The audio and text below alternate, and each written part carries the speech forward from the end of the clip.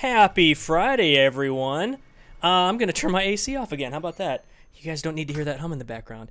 Welcome again to another episode of MoMM at Home. It's another hot one up here in Temecula. We've hit, I think, 100-degree temperatures today. San Diego, Southern California is undergoing a heat wave, but fortunately our guest doesn't have to endure that because she's on the other side of the country right now. We are welcoming today Crystal Morris, co-founder and CEO of Gator Cases. Cases are extremely important to musical instruments. As soon as Crystal volunteered her time for this episode, my first thought and love for cases went back to the time when my neighbor across the street, a young gentleman in high school, I saw him. He is a drummer and a bassist and learning the musical trade. And I saw him one evening after his practice throwing the bass guitar in the back of his car, just throwing it in there. I'm like, oh, what are you doing? And so, bless his soul, I immediately went over to him. Was like, do you have a case for that? And he's like, no, I'm just starting off with this bass. It's new. I'm learning. I'm like, wait 1 second. And, as you all may know, I'm a drummer. But I do happen to have a couple of other instruments in the fold, and one of them happened to be a bass, and I don't get out as much as I do with that bass, so I had a case just in my garage, and I ran and got it, and I'm like, take this case. It will protect your instrument for a lifetime. It's designed specifically for basses. Use this. Go and be prosperous. And I think it lit up his face. He was a smile a mile wide, and that hit home to just how important that accessory. It's really not an accessory. It's more of a vital component of any musician's life that these cases were. But Crystal is our special guest today, and she and her father co-founded Gator Cases back in 2000 and have just built this company up to a remarkable brand, and just the variety where they've come from now. I mean, I just saw a post on their social media the other day. They have a VGA LCD screen mount, and I'm like, that looks fantastic. I need one of those. So we are welcoming Crystal today to MoMM at Home, as well as our very own Dr. Jonathan Piper. They're going to talk about much more than just the company that she co-founded and rose up and built up. They're actually going to talk about very, very important issues that we have in the music products industry, and kind of based upon her experiences, lend a lot of information to those who are budding in the music industry or are just continuing their own careers. And so today we welcome Crystal Morris and Dr. Jonathan. Welcome. How is everybody doing today? Great. Happy Friday. Yeah, Thank you for having me. Excellent. Happy Friday, Crystal. How is the weather right now on your side? Well, I'm in Tampa, so it's pretty hot. Okay. Yeah, it's still smoking here. Whew. Well, I'm in some nice air conditioning, so I'll just stay out of that side of the conversation. Right off the bat, I got to say I have a love-hate relationship with cases. I'm a tuba player. Oh. Tuba cases make the instrument about twice as big as it should be. Unless you go with a soft case, and then the old saying is soft cases don't protect anything more than dust. So, I've had the situation where I have my tuba in my soft case and it still gets dented up. So, but anyway. Happy to tell you that soft cases have come a long way. So, but unfortunately, we do not make one for the tuba. I've looked. So I wanted to kind of start with just a little bit about you. How did you get into music? What was your background like? Did you grow up with music? And then kind of working up to how you got into the industry. Yeah, you bet. So I guess, kind of first things is that I grew up in a family where my father was in the music industry. Mm-hmm. And so I've always been around it. Had the privilege of going to NAMM shows as a young middle school, high schooler, college student. Nice. Would attend NAMM. I would be like the secretary at the desk, as appointments came in. Uh-huh. So just have always had a lot of exposure to the industry. Never really planned to get into it. And as far as being a musician, I did take piano lessons all growing up, but I cannot claim to be a musician by any means. But it was interesting because when I got out of college and I had an undergraduate degree in business, and it's interesting. I always thought I would become a lawyer or do something, not related. And my dad offered me this unbelievable opportunity that really, I had no idea or appreciated at the time, and really special looking back, where he said, okay, well, you want to get a college degree, but now I'm going to give you a real life MBA.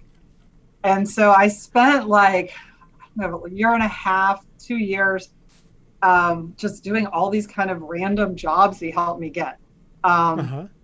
So I worked in like a distributor in Argentina, worked in a freight forwarder, worked in a marketing company. I went to Costa Rica to learn how to speak Spanish. Probably had a lot more fun time in Costa Rica. Spanish skills maybe didn't get so good.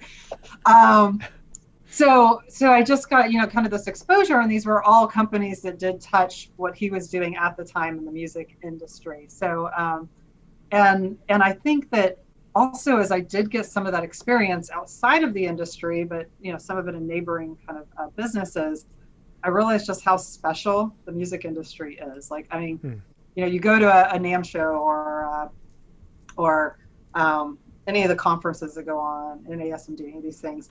And it's like, it's just this unbelievable camaraderie, this desire for everyone to be successful, this common mission to make sure that there's music makers of the future. And so, it just seemed like an awesome place to work. And so I spent a little bit of time working in a company my dad had at that time that was, I would say, kind of like a glorified rep company. He was really good on international sales. So all sorts of companies hired him to really figure out their international sales.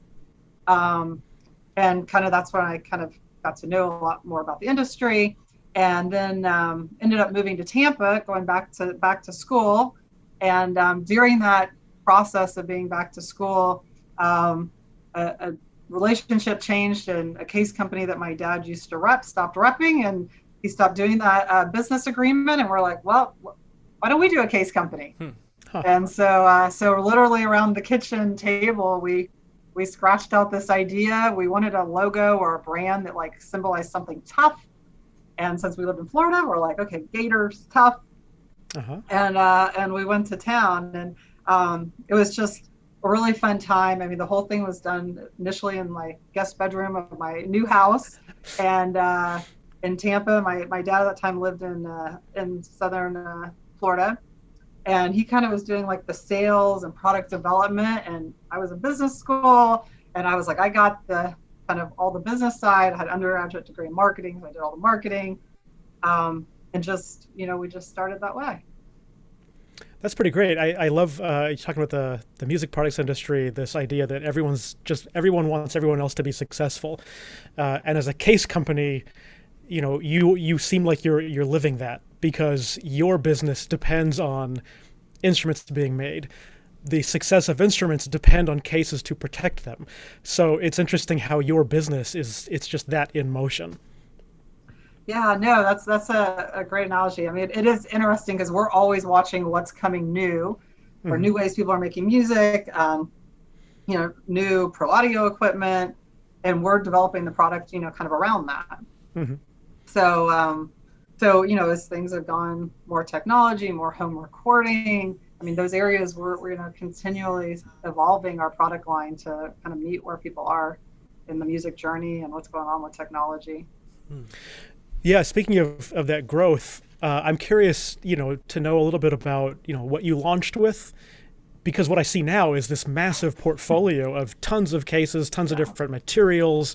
You've got everything from guitar cases to stands to mixer cases to speaker cases. How did that take us through those 17 years? Where did you start in terms of your product line, and how did you get here?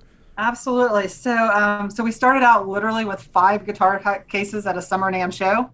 Our claim to fame was they were plastic ABS molded cases, and we put black valances on them. So this was not that exciting, maybe, but we were very excited. So that is where we started. We kind of found a couple things as we got going. One was that there wasn't anybody else that worked with lots of different types of materials. And so maybe one person's really good in plastics, another person's really good in sewn goods, another person's kind of in that hybrid lightweight. Some people do wood cases. So we found that there wasn't like one person that kind of figured all those processes out. And for us, our mission is to like create the best carrying solution. And for some things, it might be a giant wood case. Some things, it might be a lightweight case or a bag. And we really wanted to have the ability to have this broad amount of constriction types so that we could meet the product or the person where they're at. So maybe someone who's entry level in their career, or maybe they're using the product around town, they don't need a really heavy duty case. They don't need it from a price standpoint. They don't need it from, perhaps it's heavy, it's not performing for what they're trying to do. Versus someone's flying around the world on tour, that's a whole different thing. So really focus on that idea of just really expanding into all different types of materials and becoming experts in them. And then the other thing we also saw was there were some companies that were like highly specialized in an area. So they were really good in making DJ cases. And we just kind of made a commitment that we were going to go to all of those different tribes. So we want to make a great DJ product and a great product for a guitar player, a great product for a drummer, a keyboard player, and to meet the customer or the user at all these different levels. If it's entry level and you're a beginner keyboard player, or you're traveling the world and on tour, we're going to have the right product for that. So that was kind of our mission. So we just started working through both expanding our capabilities material wise and then really expanding the product categories. So what are the different materials that you mentioned molded plastic, sewn. Yeah. So we start I guess I kind of always look at somewhat durability. So we start with a sewn product, but amazing things that we do in sewn today that are, in my opinion, some of our high-end sewn products are just as durable as a hard case, but we'll have an entry-level sewn product to high-end sewn products. We have something called EVA. So that's kind of I always liken it to a sunglass holder. So it's kind of that material is kind of hard, but gives a little bit. So we'll go to EVAs. We do something we call a hybrid case, where it has a hard EPS nest interior, then covered in fabric. And then we'll start going into the plastics. So we do vacuum forming of plastic, both in an ABS material and a PE material. The PE material, literally, we have videos, you can run your car over it. Or your bass player across the street. Yeah. We have a great testimonial of someone who had their, I don't remember what kind of guitar it was, in the back of the truck, and forgot to put the truck bed up and took off, and it went flying down the road, and then got ran over by the car behind it. And the gentleman was nice enough to send us a video, because it was he loved that guitar that was in it, and it was still in one piece. So wow, fantastic. So the high density polyethylene just does an unbelievable job there. We also do another process called rotomolding. So that kind of makes bigger parts, bigger cases. We have injection molding. So that's more of the, really kind of high-end, full impact, dust-proof kind of cases. And then we go into all the woods. So both a wood case you would buy for a guitar, and also, so that's kind of a laminated wood case, and then also fabricated, which is the big tour kind of cases you see backstage. Yeah. So we span a pretty broad array of ways we can make something to carry whatever the product is around, or store it and keep it safe.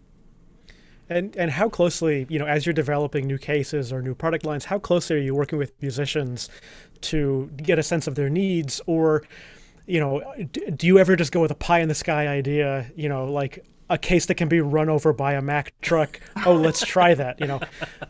What is that process like? I mean, I think probably one of our strongest skills is really listening to the customer.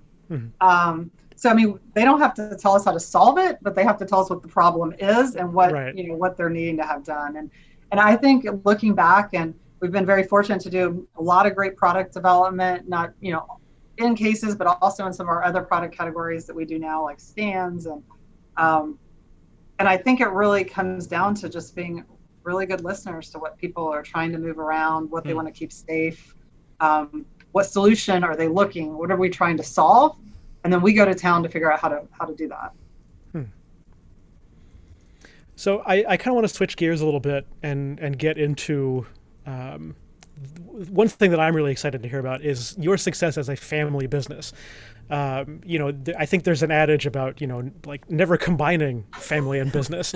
But clearly you've, Gator Cases worked extremely well as a family business. And I'm wondering if you could just kind of tell us about your relationship with your father, how that helped potentially, how you found your territory, and, maybe any tips for, enterprising, family who wants to start a business. How would you tell them to proceed? Yeah, absolutely. No, I mean, family businesses are challenging, right? Because it's a different type of a relationship. And I guess the things that you maybe wouldn't say to a coworker, but if your coworker happens to be a family member, it might come out. So, I do appreciate the challenges, but also the unbelievable upside of working with someone that you have the utmost trust for, respect, know that you have the same interests in mind. So there's so many wonderful things about it too. And I guess for me, the other thing I would say is the time you get to spend with each other at different parts of your life, right? So in my situation, working with my father, being able to be a young adult, through my 20s and 30s, and being able to spend time with him and getting to travel and get to know each other as adults was so unbelievably cool. Because a lot of times, you spend a lot of time with your parents growing up, and then you go to college or whatever, and you kind of grow apart. And so I really, really cherish the fact that I got to spend a lot of time with him as an adult. I think that one of the strongest things that he did was, or a couple of things that really made it work. We kind of ended up picking territories that we owned, and we really respected, and he really respected letting me own these areas that were mine. And obviously being fairly young and learning and growing a business, and you don't always make the right call, but you can always try to make something right. And so, he never, I think he was really great about giving me space to fail and then to fix it or figure it out or to learn from it. Really just gave a lot of respect of opinion, even though he'd had, a lot of years of experience, let me learn on my own, kind of gently guide me, but didn't tell me exactly what to do all the time. And I think that really built a lot of confidence over the years. So, and I guess, one of the things that was kind of unique in I don't know if it's unique because I think this is probably something everybody struggles with, is if you're in a family business, someone gets older or, there's a change of guard at some point in time. And so how you go about that, both in being the younger person being prepared for it and the older person maybe, deciding to retire or whatever else happens. So I just personally, my dad got ill, and when he got sick the first time, it was just a huge wake up call to me of places I really felt like I needed to develop my skill set. And when I was just looking at who I was and where I was good and what, where my gaps were, I literally just made this list of okay, because at the point in time, I thought he had a stroke. It ended up being something a little different than that, but I didn't know what the outcome was going to be. And it made me really take a reflection point on, if he wasn't here tomorrow, where are my gaps? What do I need to be able to do? How can I ensure that our vendors trust us and want to stay with us, that everybody that works internally, the customer, believes in me, and then making sure our customers believe in me. And as much as I had been knew all the elements of the business, I think, there was definitely places to work on there. And so I was fortunate enough to have some time, because when he initially got sick, and I had this kind of epiphany, and I made this list of if I could check all these boxes, I think I'll be okay. And I just started working on that list. And, ultimately he passed away about 6 years ago. And, that was kind of like D-Day, right? Where then I had spent a couple of years preparing for it, but then all of a sudden it's okay, hey, now I'm here alone. He's not on the other side of the phone anymore, right? Right. So yeah, I think that's gotta be. I don't know. I think there's just so many interesting elements to the family business, and the getting into it, the getting out of it, the time. Yeah. Yeah, that just sounds so tough for you. Sorry, Jonathan. I did have an observation with that. It actually, it reminded me a lot of Crystal, when NAMM was putting together their the resource center and the oral history program, they kind of had that same thought process, that you have all of these industry luminaries who have contributed so much to this family. I mean, yeah, NAMM is a family. We're all in it together, and it's just it's remarkable to me that your own experience also mirrors what NAMM experienced at that time too. And like you can't. These stories are precious. These experiences are precious, and so. Wow, that was just like a direct correlation there for a moment. Like, that reminds me exactly of that situation where you have such knowledge and depth of an industry history, and then you just realize it's like, this is important. This can strengthen all of us. Wow, fantastic. I mean, I love listening to the oral histories. I mean, it's amazing, right? And it's such a cool thing that NAMM has done. Yeah. Sorry, I had to segue into that for a little bit. I'll let you guys continue your conversation. This is wonderful. That was great. I mean, kind of along those lines, it's interesting, kind of that special thing about the music products industry where, it depends so much on this very personal knowledge that's gained so personally. It's so directly through the lived human experience. It's not necessarily something that can be taught. It's not that kind of philosophy where you learn your management style and then you get into the music products industry. So, yeah, just kind of piggyback on that point a little bit. And what an amazing resource to have your dad right there, and how difficult that must have been to get to that moment where suddenly he's not.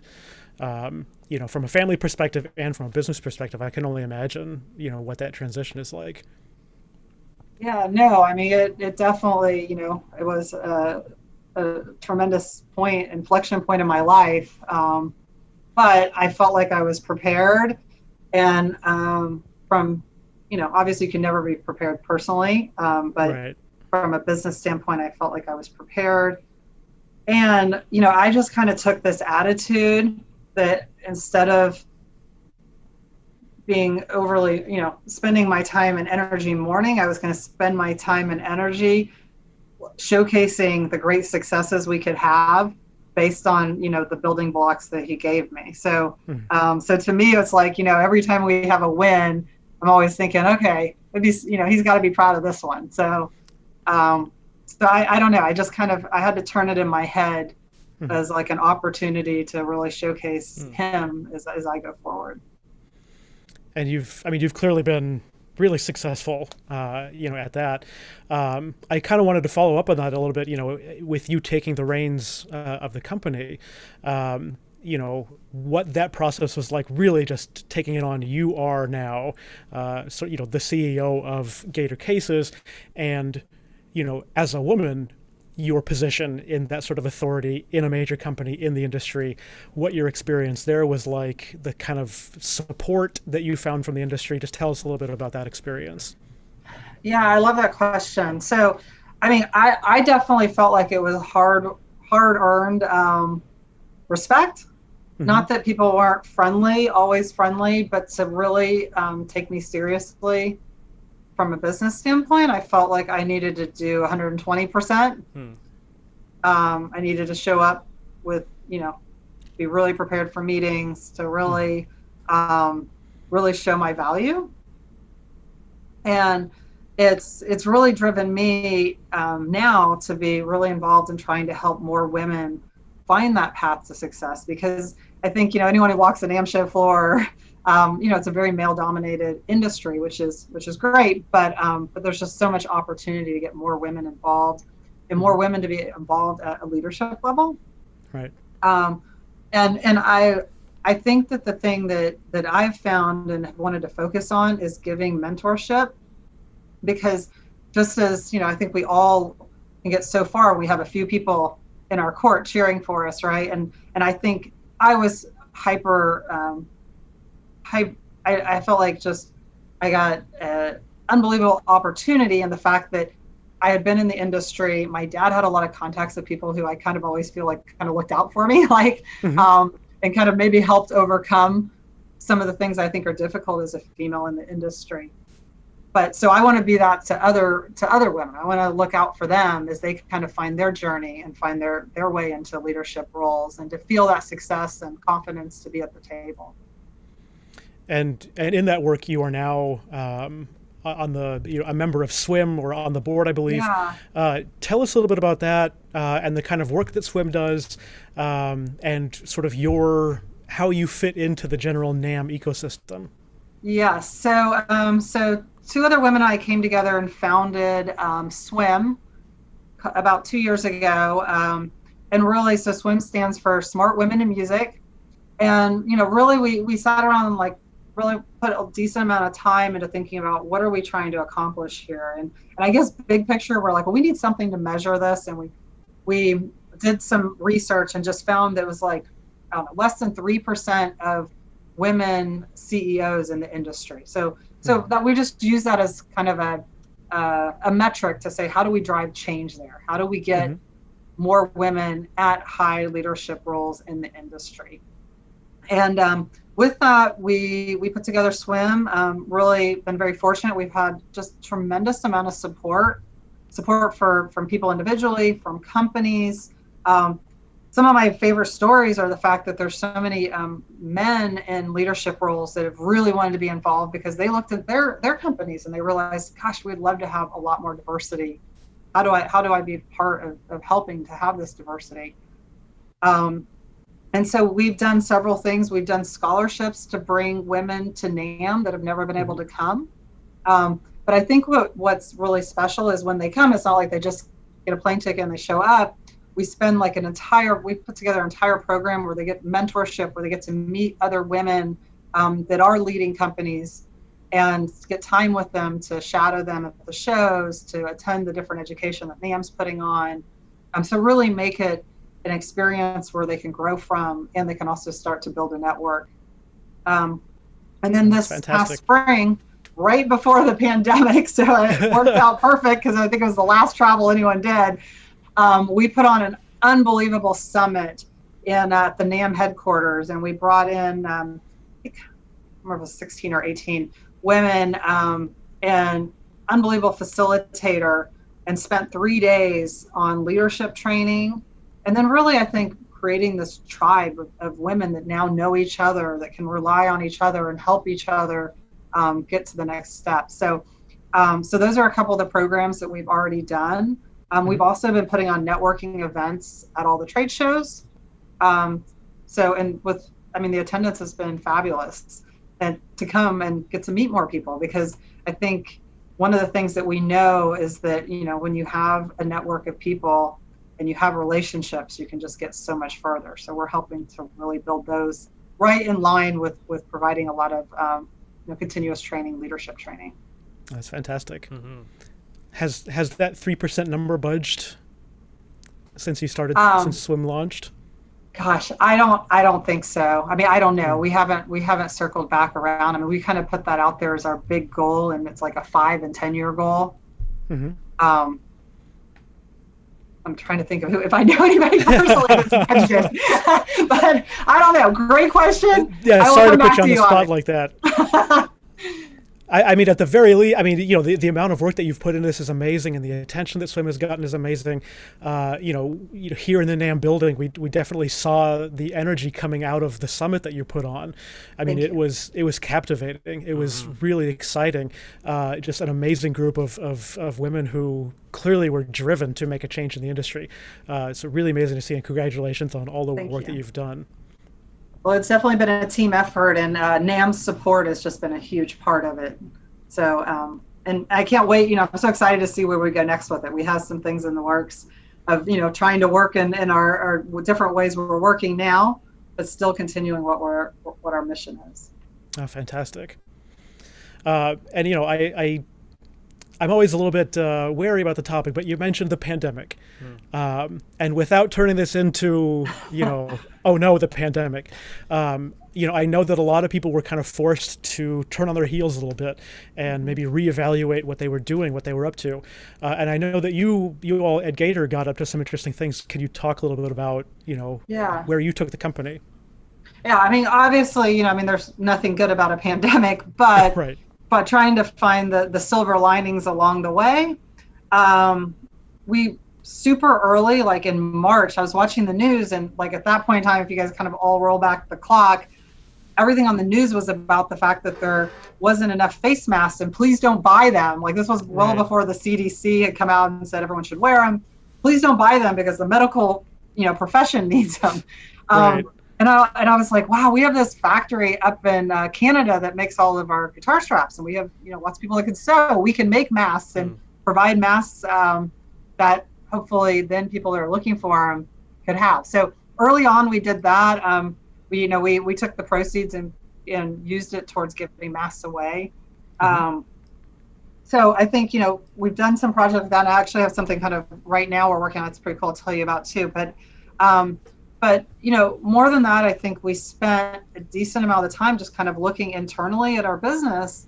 And I mean, the silver lining to me was we found so many opportunities that we'd maybe put on the shelf or put aside of just making ourselves a better business. And I've heard that from so many of my counterparts in many industries about, there was systems or processes, things we knew needed to be improved, but you kind of just kept putting them on the back burner.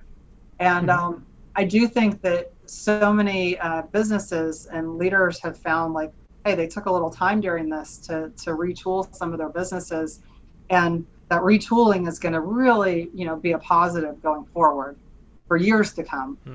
And I'm going to be interested to see, as we think about how that affects the music industry at large, because there's, been a lot of retooling going on that I'm hopeful is going to make us stronger, even though, we had to take a step back. And I guess the other thing is this resurgence of interest in playing instruments, right? I mean, it's an area that people have really gotten invested in and interested in. And so, that part's, I think, pretty exciting. That music is something that people wanting to spend time learning an instrument has really become to the forefront.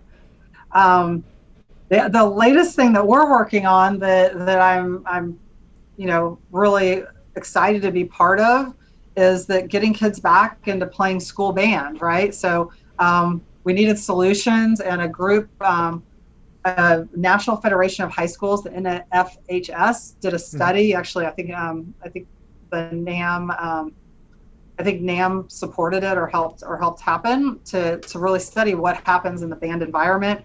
And they found that aerosols are coming out of the instruments, and that's could be spreading from asymptomatic kids with potentially with COVID. And so they came out with some recommendations of how to basically put a mask at the end of any instrument. And then also for kids to wear a mask, anyone's playing a wind instrument, a mask with they originally recommended a slit. And so we just we went all hands on deck to figure out how we could solve for these two things. And we developed, I think, a great instrument mask is what we're calling them. Followed the recommendations where they found that a MERV 13 filter really made a huge difference. So not just a bell cover, right? This has a little bit more meat to it. So we made those, and then we spent a lot of time developing a mask that actually it's my favorite mask to wear in general because it opens, but it has actually two magnets that hold it closed or open. So it holds it open. Right but if you're picturing, I don't know if anyone's flown yet, but you don't take a mask off on an airplane these days, and you want to sip of water, you're trying to figure it out. So so not only does it let kids be able to play instruments, but you definitely could take a sip of whatever your beverage of choice is through it also. So I mean, I guess, a little bit of making lemonade, and then also just, sticking to our goals of, being a part of this industry and loving to make a product that solves the problem. And, right now that was the problem that was facing school band to get kids back playing. That's awesome. Yeah, when I saw that you had a product, I think it was called the brass player mask or the woodwind player mask, and I thought, what makes it a brass player mask? And then I saw the pictures of it opening, and it was, oh my God, that is so cool. I can't wait to get one of those so that I can, play my instrument and feel kind of safe while I'm doing exactly. it. Well, I've got. Speaking of listening to our audience, we've got a few questions that have been floating around on the on our YouTube chat. Do you mind if I throw some of those out there, Yeah. Crystal? Okay, perfect. Let's see. Joe says he's the proud owner of 3 Gator cases. Awesome, Joe. Nice. He's got one of the fabric keyboard cases, and he says, "Is there any way to incorporate trolley wheels on that? Is there a quick fix, or Okay. is this like maybe a future product development? Who knows what? But I don't know the full product line what Gator offers. But Well, we do make a bunch of keyboard bags that are maybe one step up from that one that are kind of, we call it a hybrid case. So it's soft, but does have enough rigidity to be able to support the wheels and handle. That's our GK series. Actually, we recently just launched some awesome carts. So you could just put that keyboard bag on a cart.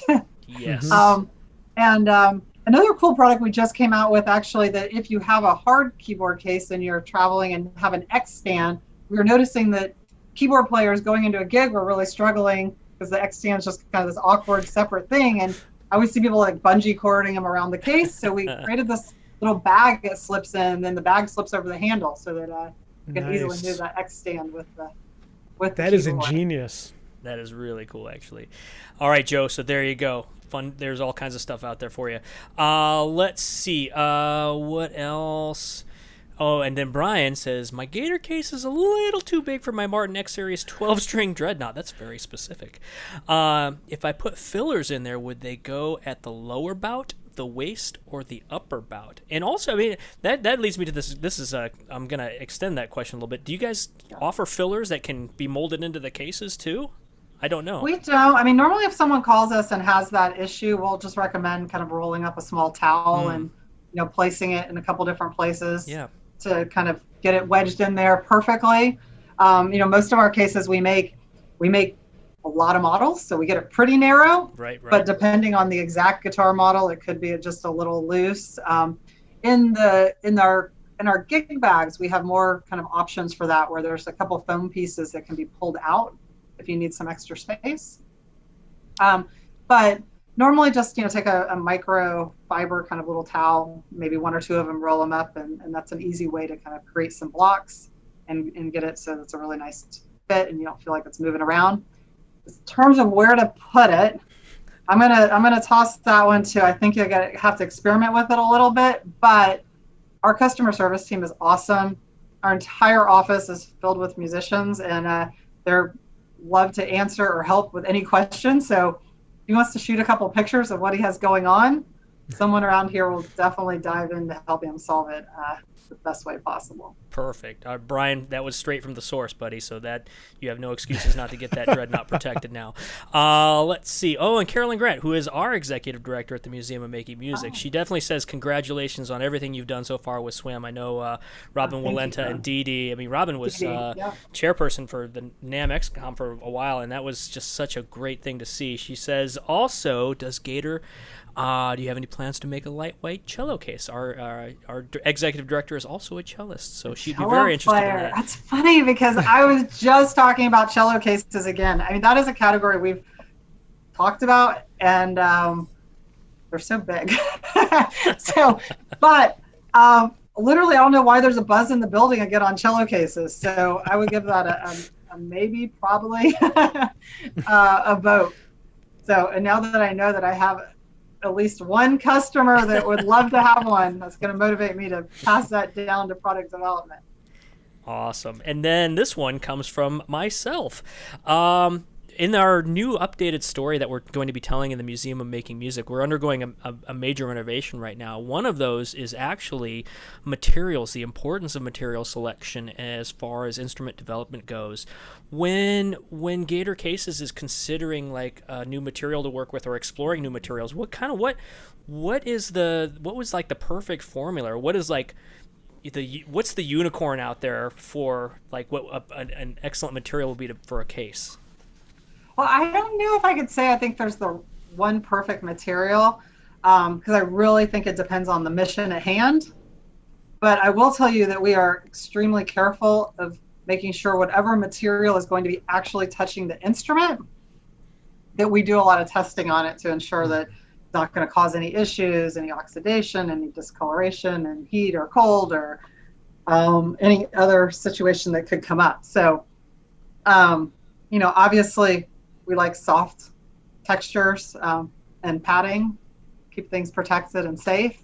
But I don't think there's one right answer to that. I think it just really depends on the mission at hand. That's a good point. Other than that, I think. Oh wait, here we go. So there's some more rolling in right as we're talking. Joe wants to know also: is there a full online catalog that he can browse?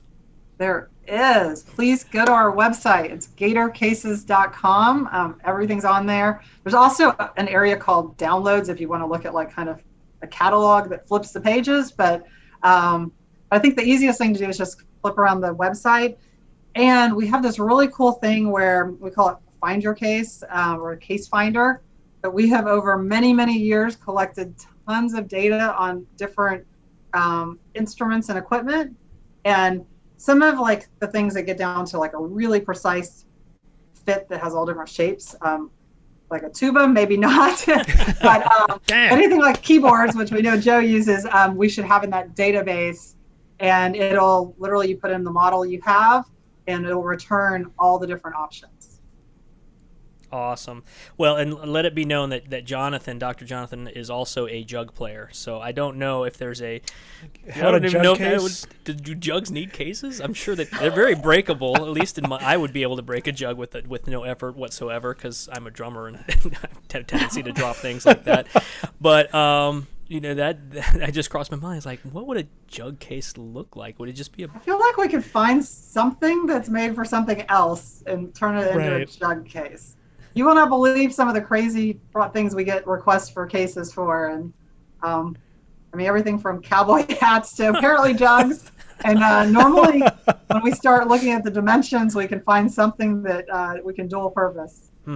Amazing. I usually just put mine in a. If I have to travel with it, I'll just put it in a backpack, like with my clothes or something, and that tends to do the job. But it looks so much cooler if it was that sort of stiff fabric with the Gator Cases logo on it. Then I show up to a gig and pull out my jug. That would be prime time. I think I might have to put this on our product development list. I feel like we might be the first people to make a case for a jug. And then make it so that it can be run over by a Mack truck. Man, you got a lot of requirements. Okay, I'm going to work on it. It'll be the one case that you make, and it'll be the most expensive jug case ever made. So ever. Wonderful. That's all for the audience questions I have right now. Actually, I have one other question from that I would like to know. Like, when you're the experiences that you've learned from your own father, what would be some of those that would be like what you would want to pass on to the next generation of entrepreneurs out there and business leaders that are entering the music products workplace, especially with your work with Swim, encouraging women in leadership roles and getting into this industry? What is kind of the bits of information that you've learned over the years that have that you've just kind of never thought that maybe it would have been an integral part of what you do on a day-to-day basis that you feel like is something that really has played and helped define you as a business leader?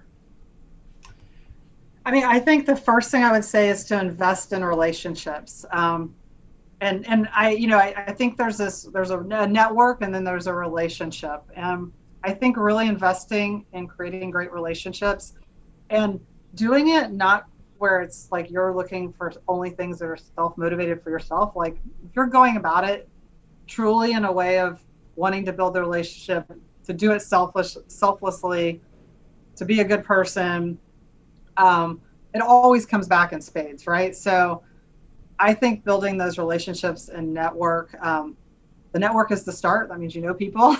The relationship is where you really care about each other, and you've taken the time to invest in those people. And I think that's huge. And then building those kind of relationships with people you admire and listening to them, taking the time to ask questions and listen and learn from them. Ultimately, obviously, I really believe in continuing your education journey. Part of it can be that kind of with a mentor, learning, asking questions. And then part of it might be going to a local university, taking online classes, joining groups. I personally participate in one called YPO. It has been unbelievable for me. There's things like Vistage, there's young professionals, like joining those groups and really getting involved with them, and trying that whole like pay it forward kind of approach of helping each other. I think it really, really is powerful. And I think going back to like this idea of really trying to help more women get in those roles, it's, join the groups, get to know people, and figure out how to help them advance. I would think is, some of the things that I would like really lean in on. And then I know everybody says this, but it's 110% true. Surround yourself by great people, right? I mean, I'm fortunate enough to be the one that's asked to be on the podcast today, but it's everyone at Gator that makes Gator shine. It's not me. I just get the fun of being the front person. So I think putting yourself in a situation with great people that you love to be with, so you love to be around them, that you're learning from every day, that you're working together collaboratively, that you're invested in each other's success. I think that's absolutely a path to success for everybody. We definitely echo that sentiment here at the Museum of Making Music. I mean, we have some wonderful leadership in our own executive director, and then We've got just a wonderful, you're preaching to the choir here, so we know exactly how important that is, and how critical and vital that is to not only maintaining your own a successful company, but a successful personal career, personal experience. Yeah. So yeah, I definitely empathize with that. So thank you for those observations. That's great. What are you guys looking forward to at Gator? What is exciting that's on the horizon that you can talk about? We don't want to share. No trade secrets. No trade secrets. I don't know. I mean, we have been working really hard on all sorts of cool products for like home recording, home podcasting. So all sorts of things in our Gator Frameworks line. So that's our line of stands. Microphone stands for the desk, isolation pads, all sorts of things like that. We just have a lot of products in that arena, and really just thinking about overall like the in-home experience, right? Because like we were saying earlier, there's a lot more people at home making music, but maybe they're not hitting the road, right? So, and maybe they never really aspire to, but they really aspire to becoming a musician. So how do we create product that helps the in-home experience be a better one? So we have some really cool things in the works in that kind of category. I can agree, because as I'm guilty sometimes of just like, as a drummer, I just kind of chuck my drums sometimes in a corner. I'm like, maybe that's not the best decision. Maybe there's a better way to take care of those instruments. So that's wonderful. I'm so excited, especially, I mean, 2000 is when the company started, right? So you're at 2000, so we're at 20 years. Right, and you're on the horizon for 25, a quarter century. That's amazing. Yeah. That's amazing. So exciting. Well, Jonathan, any other last questions or last comments, thoughts before we head on out? I mean, I just want to say, first of all, thank you, Crystal, for taking the time. This has been a real pleasure to talk with you. Congratulations on the 20 years, on the, like BJ mentioned, I mean, at the rate that time seems to be going right now, that 25 mark is going to be in a couple of days. And also just congratulations on the work that you've done with Swim and around the industry.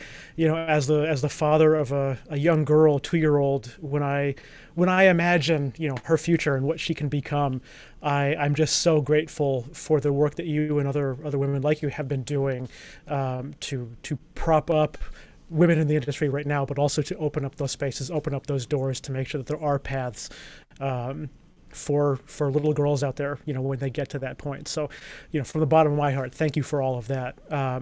And again, congratulations, and thank you for taking the time. It's been a real pleasure to talk with you. Well, absolutely. Well, thank you guys for the time and thinking of me, and can't wait to see the new Making Music Museum. I got a sneak peek a little bit of what some of the plans were, so looking forward to when I can travel out there and see it. So thank you for all the work, and just really appreciate the time. And could you take a moment to share, if people want to learn more about Gator Cases and Swim, where can they go to find out more information and to learn about your product line, but also support the Swim fund that you're part of? Absolutely. So Gator is gatorcases.com. Also, anybody can find me on LinkedIn if you want to say hi. And then swim is smartwomeninmusic.org. We also have a place on the NAMM website too, so you can find us there also. Yeah, I believe it's under the foundation page, which under is the foundation. Good place to go for anything Absolutely. To support music. All right, everyone. I love this. I love these interviews. I learned so much. and I get so inspired. Thank you, Crystal, for being with us today. Thank you, Jonathan, for hosting the introduction. Thank you, everyone in our live audience, for such wonderful questions. I hope you learned a lot as well. Let's see. Gosh, what do we have coming up? Mom at Home every Friday, 2 p.m. Pacific. Next week, we have Denny Mack. He is a live sound engineer. He's worked at the Hollywood Bowl. He's worked with high-profile artists. I think he's worked with Snoop Dogg and a few others out there. So he will tell us what it's all about to be a front-of-house engineer. It'll be an interesting discussion, to say the least. So we're looking forward to that. Next Thursday, though, oh my goodness, we have Live at MoMM, which is our live concert series. This will be a virtual concert, so we're still social distancing. We will not have an audience, but we will have 3 wonderful artists on stage: Lisa Sanders, Kylie Thornton, and Miss Norton will be performing their songwriting and just a unique form of music from the Museum of Making Music stage. It's a free concert, so you can RSVP from our website at museumofmakingmusic.org, and we'll send you a ticket link for that, and then you can join us 7 p.m. Pacific time on Thursday, September 10th. So visit our website, museumofmakingmusic.org, to sign up for that, and then hopefully we'll see you then, as well as at the next Mom at Home. Until then, everyone, take care and have a great day.